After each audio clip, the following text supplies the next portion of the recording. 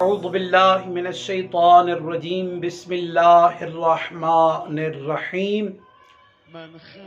سب سے پہلے میں اپنے ناظرین کو 13 رجب کی مناسبت سے ہدیہ تبریک پیش کرتا ہوں، اور یہ وہ دن ہے کہ جس دن آپ کے اور میرے مولا علی ابن ابی طالب علیہ السلام کی ولادت کا دن ہے۔ اسی مناسبت سے ایک عمل ہمارے ائمہ سے نقل ہوا ہے، اور وہ عمل یہ ہے کہ امام باقر علیہ السلام کے پاس ایک صحابی آتا ہے، عرض کرتا ہے، یا ابن رسول اللہ، میں اپنی زندگی سے نا امید ہو چکا ہوں، میں مایوس ہو چکا ہوں۔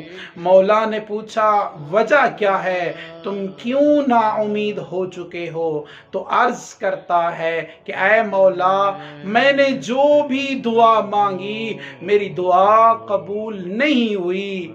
مولا، مجھے کوئی ایسا لمحہ، کوئی ایسا وقت، کوئی ایسا دن بتائیں کہ جس دن میں دعا مانگوں اور اللہ میری دعا کو ضرور قبول فرمائے۔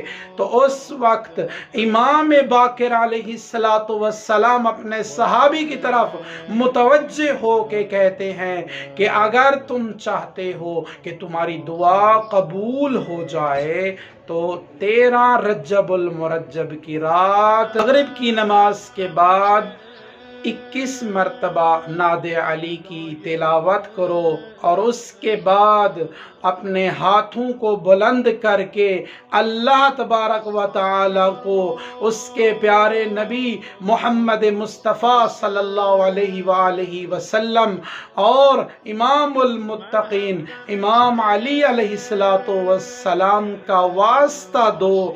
جب تم اللہ کی بارگاہ میں ان دو پاکیزہ ہستیوں کا واسطہ دے کے دعا مانگو گے، اللہ تمہاری دعاؤں کو ضرور مستجاب کرے گا۔ اور 13 رجب کے دن جو بھی انسان اپنے اللہ سے دعا مانگے گا، اللہ اس کی دعا کو ضرور مستجاب کرے گا۔